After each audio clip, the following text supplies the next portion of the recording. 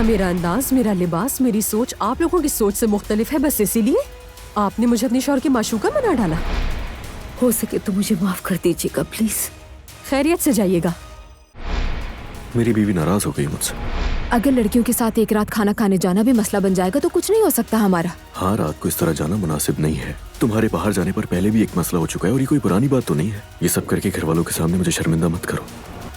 6 साल तक एक बार भी अपनी बेटी से मिलने का ख्याल नहीं आया और आज उससे मिलने आ गए। हमारे दामाद का चचा है ना, कहा था वो फोन करेगा, लेकिन अभी तक कोई खबर नहीं आई। अगर तुम्हारे पास उस आदमी का नंबर है तो मुझे दे दो। बाबा जान, खुश आमदीद। अम्मी, कल रात आप कहाँ गई थी? क्यों बात कर रहे हो इस तरह?